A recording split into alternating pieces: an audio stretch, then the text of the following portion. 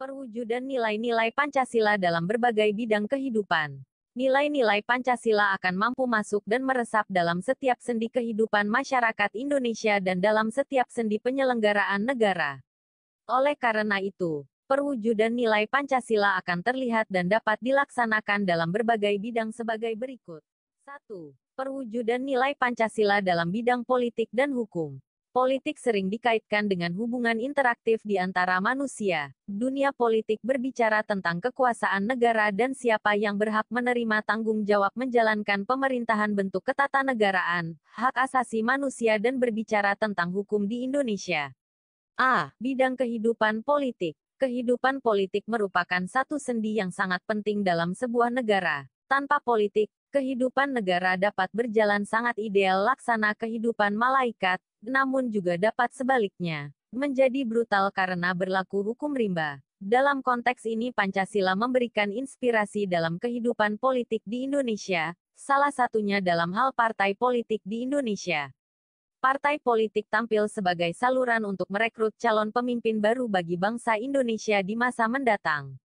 Partai politik dengan aliran yang melanggar seperti komunis dan fasis tidak boleh hidup dan berkembang dalam negara Indonesia. Di sisi lain, nilai Pancasila mewujud dalam perilaku politik yang tidak mengenal sistem oposisi terhadap pemerintah yang sah. Semua pihak yang terlibat politik senantiasa menjadikan kepentingan rakyat sebagai acuan utama.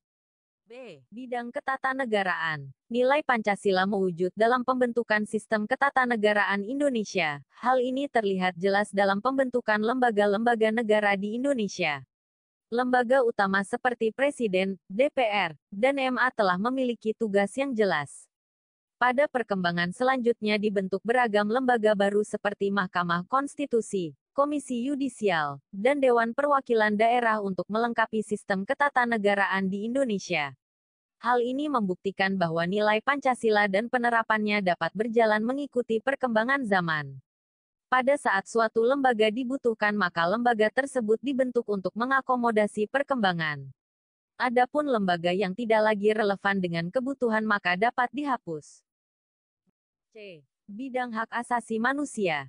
Nilai-nilai Pancasila yang menghargai kemanusiaan demikian tinggi menjunjung hak asasi manusia. Hak asasi yang dianut bangsa Indonesia berdasar pada nilai ketuhanan, kemanusiaan, dan keadilan sosial meresap dalam jiwa bangsa Indonesia. Hak asasi seperti ini mengedepankan keseimbangan antara kewajiban dan hak setiap warga negara.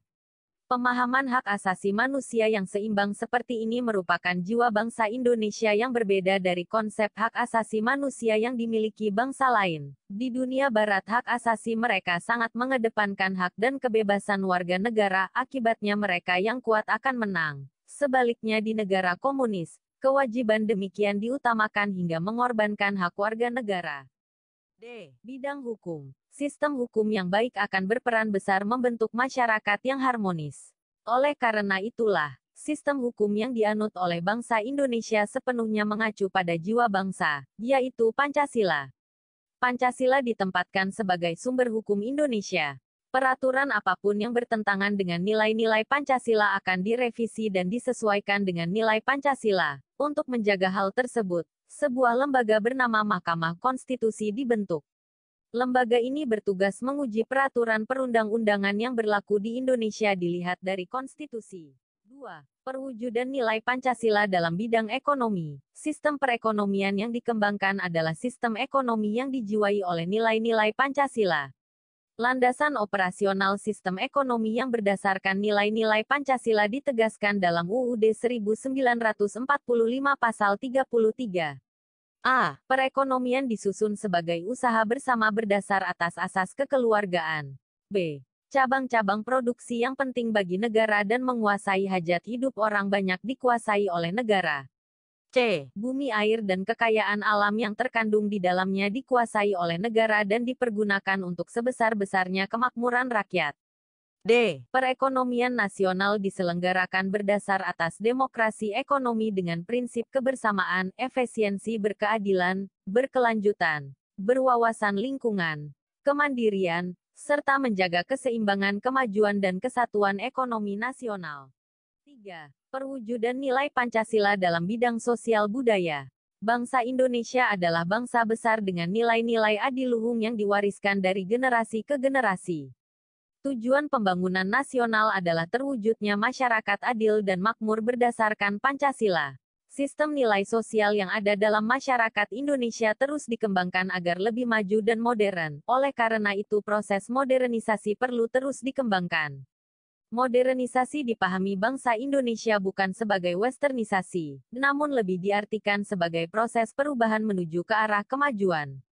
Nilai-nilai sosial yang sudah ada dalam masyarakat yang sesuai dengan Pancasila, seperti kekeluargaan, musyawarah, gotong royong terus dipelihara dan diwariskan kepada generasi muda. Demikian juga nilai-nilai sosial dari luar seperti etos kerja, kedisiplinan, ilmiah, dapat diterima sesuai nilai-nilai Pancasila. Sikap feodal, sikap eksklusif, dan paham kedaerahan yang sempit serta budaya asing yang bertentangan dengan nilai-nilai Pancasila perlu dicegah perkembangannya dalam proses pembangunan. Ilmu pengetahuan dan teknologi merupakan contoh budaya asing yang dapat memperkaya budaya bangsa. 4. Perwujudan nilai Pancasila dalam bidang pertahanan dan keamanan. Pembangunan bidang pertahanan dan keamanan secara tegas ditegaskan dalam UUD 1945 Pasal 27 Ayat 3 yang menegaskan bahwa pembelaan negara merupakan hak dan kewajiban setiap warga negara. Demikian juga Pasal 30 menegaskan setiap warga negara berhak dan wajib ikut serta dalam usaha pertahanan dan keamanan negara.